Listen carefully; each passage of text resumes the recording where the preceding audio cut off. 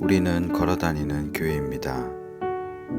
살다 보면 우리는 생각보다 많은 사람들의 영향을 받고 삽니다. 어떤 사람은 그 사람이 있으면 분위기가 별로 좋아지지 않는 경우가 있죠. 또 어떤 사람은 그 사람만 있으면 전체 분위기가 살아나는 경우도 있습니다. 어떤 사람을 만나면 야, 신나게 놀아야겠다. 여행 다니고 싶다. 돈도 펑펑 쓰고 싶다. 이런 필요를 느끼게 만드는 사람도 있고요. 또 어떤 사람을 만나면 나도 더 노력해야지. 더 알뜰하게 살아야지. 이런 생각이 들기도 합니다. 그래서 어떤 나라이건 친구를 잘 사귀어야 된다는 속담이 다 있죠. 표현은 다르지만 내용은 어떤 친구를 만나느냐에 따라서 인생이 바뀔 수 있다는 내용입니다. 그만큼 한 사람의 영향력은 대단한 것입니다. 한 대통령 때문에 나라가 엉망이 되기도 하고요. 한 대통령 때문에 나라가 살아나기도 하는 그런 경우를 우리가 많이 보았습니다. 지혜로운 왕 솔로몬은 이스라엘을 살린 왕입니다. 솔로몬으로 말미암아 이스라엘은 평화와 번영을 누렸습니다. 솔로몬 한 사람의 위력을 여실히 보여주고 있는 것이죠. 일반 역사에서도 한 사람의 위력은 대단합니다. 물론 성경에서도 그렇습니다. 우리가 잘 알고 있는 요셉을 생각하면 요셉이 형제들에게 팔려 애굽의 노예로 왔을 때 애굽에서 신앙을 지켰습니다. 유혹도 많이 받았고요. 억울함도 있었지만 그는 하나님 앞에서 신앙적인 삶을 살았습니다. 그래서 형통하는 사람이다. 이런 별칭을 얻게 된 것이죠. 그의 성실함과 하나님 앞에서의 순종, 하나님의 말씀을 따라가는 이 삶을 통하여 아버지의 식구들 70명이 애굽으로 내려와서 이스라엘의 큰 민족을 이루게 되었습니다. 자기를 판 형제들을 용서함으로써 하나님의 언약을 이루게 된 것이지요. 요셉은 이방 나라도 살렸습니다. 애굽에 7년 대기근이 왔을 때 그 기근을 잘 넘기도록 애굽을 준비시켜준 인물이 요셉이었습니다. 에스더는 어땠습니까? 에스더가 왕비가 되어서 사흘간 금식하고 왕께 나아가 한민족을 구한 사람이 아니겠습니까? 다 한 사람으로 선한 영향력이 흘러간 그런 일들입니다. 반대로 히틀러, 스탈린, 김일성 이런 사람들을 생각하면요. 한 사람 때문에 나라가 망하게 된 것이죠. 결국 한 나라이건 한 교회이건 한 가족이건 한 사람 때문에 죽기도 하고 살기도 하는 것을 우리는 분명히 알고 있습니다. 그래서 첫째로 나는 어떤 영향을 주는 사람인가 생각해 보아야 할 것입니다. 내가 가는 곳은 사람들이 밝아지고 웃게 되고 동기부여가 생기고 도전이 되고 나는 이런 분위기를 만드는 사람인가? 아니면 내가 가는 곳마다 나 때문에 사람들이 힘들어지고 같이 기운이 빠지고 나 때문에 서로 반목이 생기는 일들이 일어나는가? 오늘 이 질문을 나에게 던져 보아야 될 것입니다.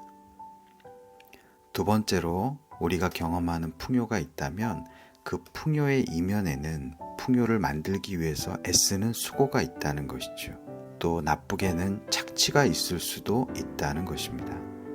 솔로몬 시대의 나라 전체가 굉장히 풍요로웠습니다. 21절에 보니까 솔로몬이 그 강에서부터 블레셋 사람의 땅에 이르기까지와 애굽 지경에 미치기까지의 모든 나라를 다스림으로 솔로몬이 사는 동안에 그 나라들이 조공을 바쳐 섬겼더라 라고 했습니다. 여기 강이 유브라데의 강이죠. 솔로몬 때에는 오늘 이 말씀처럼 영토가 아주 넓었습니다. 그리고 주변 나라들은 이스라엘에게 다 조공을 바친 그런 때였죠. 이스라엘이 잘 나가던 때였습니다. 그런데 가만히 생각해 보면 조공이 그냥 바쳐지는 게 아니죠. 누군가 착취하여 또 누군가 그것을 실어 나르는 그런 사람들이 분명히 필요한 것이죠. 22절을 더 보겠습니다. 솔로몬의 하루의 음식은 가는 밀가루가 30고루요 굵은 밀가루가 60고루요. 고루는 226.8리터라고 합니다. 그러니까 가는 밀가루가 30고루고 굵은 밀가루가 60고루면 이거 어떻게 솔로몬이 다 먹었겠습니까? 솔로몬 궁궐에 많은 사람들, 10,000명이 넘는 사람들이 있었다고 하죠. 이들이 먹는 것을 다 말하는 것이겠죠.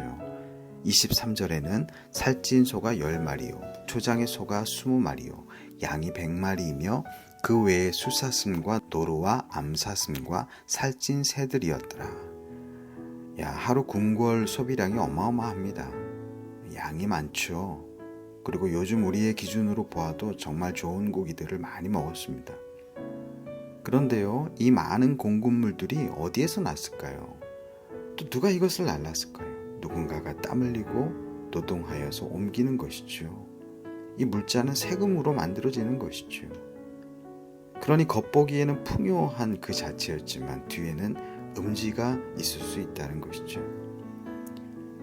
오래전 미국의 나이키 신발 회사에서요, 이 신발을 만드는데 아프리카나 남미에 특히 아동들이 착취되어서 신발이 만들어지고 있다는 이야기가 있었습니다. 그래서 이러한 착취에 의해서 만들어지는 신발은 소비 안 하겠다는 캠페인이 이루어졌었죠. 그래서 그 다음부터는 어떤 제조 공정을 거쳐서 물건이 만들어졌는지 표기하게 되기도 했습니다. 한쪽에서는 호화롭게 누리고 있는데 한쪽에서는 아동들이 착취되다시피 노동되어서 물건이 만들어지는 일이 얼마든지 있을 수 있다는 것입니다. 솔로몬도 풍요로운 시대를 만들었습니다. 그런데 그 이면에는 아픔들이 있는 것이죠. 나라가 번성하여서 솔로몬은 나라를 12지역으로 나누고 한 달씩 물자를 공급하도록 했지만 한 달씩 돌아오는 자기 차례가 되면 그 지역은 그 달에 죽어났던 것이죠. 수많은 물자를 실어 나르기 위해 사람들이 수고하고 땀 흘리고 노동하고 때로는 착취당하고 또 재정적인 부담에 시달렸던 것입니다.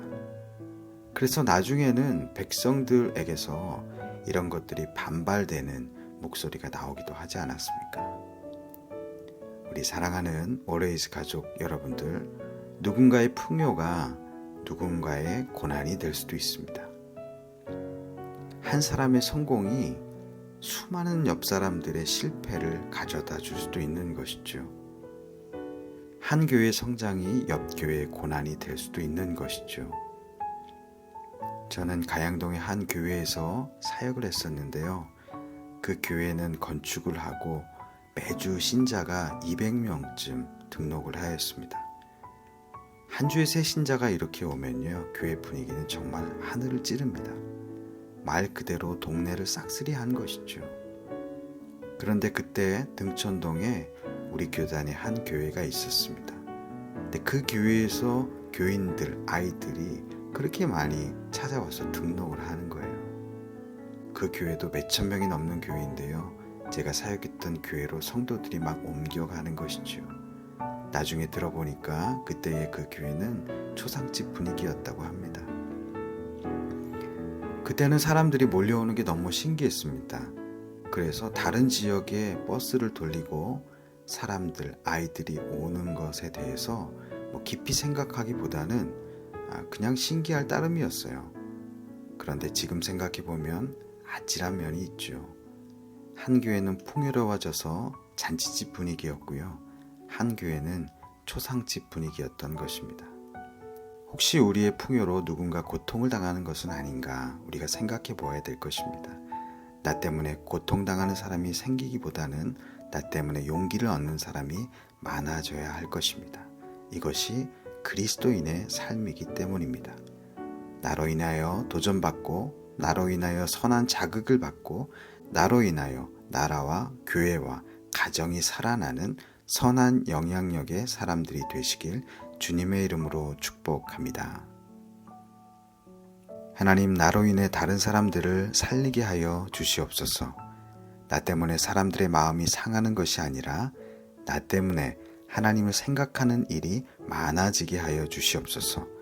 나의 풍요로 고통당하는 사람이 생기지 않도록 주위를 살피는 선한 영향력의 사람으로 이끌어 주시길 간절히 소원하며 예수 그리스도의 이름으로 기도드립니다.